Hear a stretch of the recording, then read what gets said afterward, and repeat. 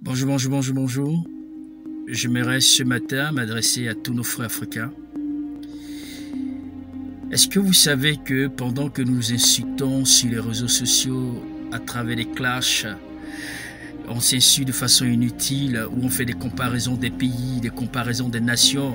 Telle personne dit mon pays est beau, telle personne dit ma ville est belle, telle personne dit, vous voyez effectivement d'autres ethnies, d'autres patois qui ont le potentiel, d'autres n'ont pas le potentiel, tel est vilain, tel n'est pas vilain. Et pendant que nous sommes en train de nous insulter, pendant que nous sommes en train de faire de ces comparaisons inutiles, il y a des Chinois qui sont en train de chasser notre frère africain sur les territoires. Est-ce que vous savez ça? Est-ce que vous savez que l'Europe fait tout pour que l'Afrique ne soit pas développée? Est-ce que vous savez, selon le discours qui avait été tenu à Dakar, où on a dit que jamais l'Afrique ne peut être développée, est-ce que vous savez que l'Africain est considéré comme un sous-homme au Maghreb? Est-ce que vous savez que les Africains sont vraiment maltraités en Libye, les Africains sont vraiment maltraités au Koweït, dans les Émirats arabes? Est-ce que vous savez cela? Vous savez que l'Afrique, bien aimée, je vais vraiment vous dire que l'Afrique regorge d'incroyables talents, de grandes potentialités, de grandes richesses. L'Afrique a une grâce extraordinaire. Et ce que je veux dire, c'est que lorsque nous voyons la situation qui se passe du côté de la Chine, c'est vraiment décevant, c'est vraiment malheureux de voir réellement que nos frères africains sont insultés, nos frères africains sont maltraités. Et il y a une vidéo effectivement que je vais vraiment vous faire suivre. Cette vidéo, je ne sais pas si c'est un couple qui sont allés dans une boutique pour aller acheter de la nourriture. On les a chassés, on les a refusé de leur donner de la nourriture sous prétexte que ce sont des noirs, sous prétexte que ce sont des personnes qui ont amené le virus du Covid-19 du côté de la Chine. Voyez-vous, ces personnes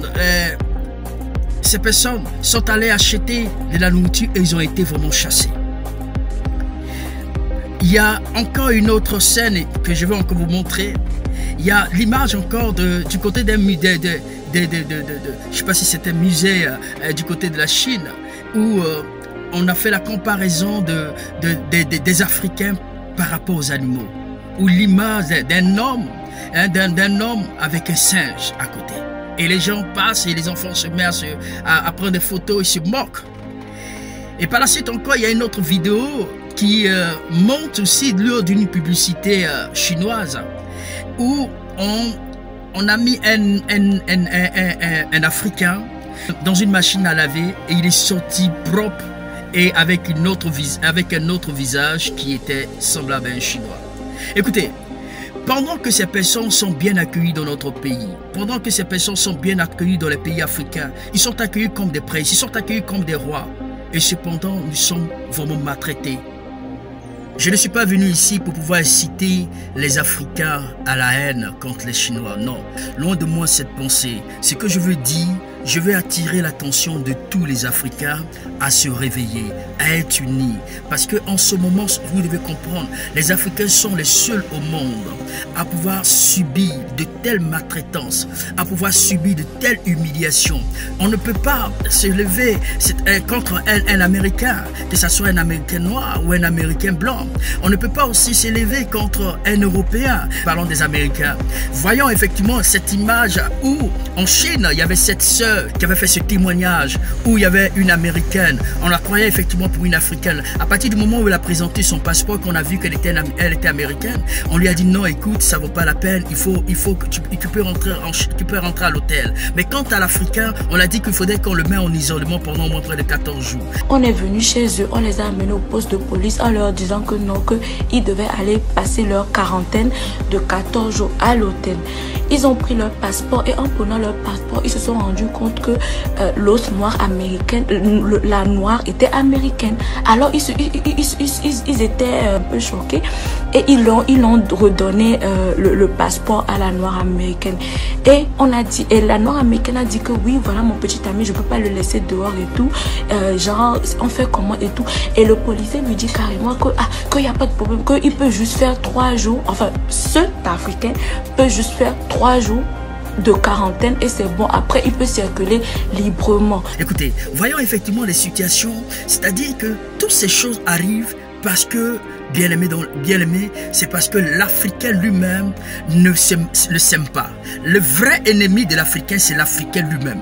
Au point où l'Africain n'arrive pas à se soutenir. Je vais parler effectivement de nos dirigeants. Si nos dirigeants arrivaient à prendre des décisions musclées, je pense que le monde va nous respecter. Le monde va respecter l'Africain. Vous allez suivre aussi ce témoignage d'un jeune entrepreneur qui se trouve du côté de la Chine, qui a rendu effectivement son témoignage. Je dis bien 17 ans de vie en Chine. Je n'ai jamais vu ce que je viens de voir. Les Africains chassés de leurs appartements, des Africains qui ont dormi à la Belle Étoile, et des Africains qui en fait ont été chassés en fait des différents lieux publics, stations de métro, bus, restaurants, même les McDo dans les marchés, où on stipulait clairement qu'il est interdit aux étrangers et précisément aux Noirs d'entrer dans ces lieux. Je suis un parent, j'ai 2 enfants. Ma fille est née à 13 ans, mon garçon a 9 ans. Et le plus petit me pose la question de savoir, papa, pourquoi est-ce que on nous enferme à la maison? Alors que l'enfant des voisins, tout ça, est libre de mouvement, il peut sortir et ils peuvent aller jouer en bas. Que vais-je répondre à un enfant de 9 ans? Que vais-je lui dire? Devrais-je lui dire c'est que papa est étranger, qu'il est noir, que l'État ou le gouvernement a exigé à ce que on soit mis en quarantaine? Comme le disait un frère qui disait, il demande à personne de rendre le coup de patte de l'âne à quelqu'un. Si tu as reçu des coups de patte de l'âne, ce n'est pas aussi, tu ne dois pas aussi le répondre effectivement par tes pieds. Il faut l'isoler quelque part, de telle sorte que lorsque tu l'isoles, tu arrives à le dompter, tu arrives à le maîtriser. Et cela t'amènera à éviter certains coups, à éviter même d'être effectivement, de recevoir une fois de plus des coups de patte. C'est pourquoi nous devons vraiment, en tant qu'Africains, plus précisément nos dirigeants, de pouvoir vraiment, vu la situation qui se passe, j'interpelle vraiment nos dirigeants africains, de prendre des mesures musclées vis-à-vis de tous les contrats, vis-à-vis de tous les accords qu'ils prennent avec les nations, qu'ils prennent avec, que ce soit des Chinois, que ce soit l'Europe, que ce soit avec l'Amérique, à amener même ces personnes à être humains, au point où qu'on se fasse vraiment respecter, avec tout ce qui se passe, qu'on se fasse vraiment respecter. Et je pense que nous pouvons arriver à le faire si nos dirigeants prennent certaines mesures. Si nos dirigeants, c'est vrai, c'est pas facile. Je pense que nous allons y arriver. C'est pourquoi, si je fais cette vidéo, je ne veux pas inciter toutes les personnes à la haine, mais c'est d'amener toutes les personnes à prendre conscience qu'il y a de cela 3 ou 4 décennies, la Chine n'était pas prospère. Mais ils ont su vraiment utiliser des moyens, ils ont su utiliser, c'est-à-dire une intelligence, ils ont été unis. C'est dans cette unité qu'ils ont prospéré. Si l'Africain nous-mêmes, si nous passons notre temps à être unis, à ne pas nous mettre devant les pianos, comment je peux appeler ça, dans des bars, parce que l'Africain lui-même, il aime tellement boire. Il passe tout son temps à faire des sabotages. Il passe tout son temps à pouvoir, je vais dire, à pouvoir salir son prochain.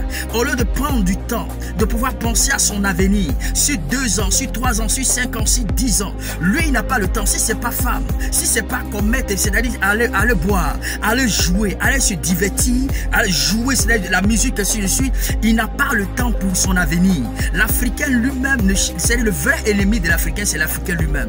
Remarquez un peu, si vous prenez effectivement l'exemple de la Chine, du Japon, vous allez voir des enfants de 3 ans, il y a des gens effectivement qui sont en train de réfléchir sur comment le monde doit fonctionner dans 5 ans, dans 10 ans, dans 20 ans.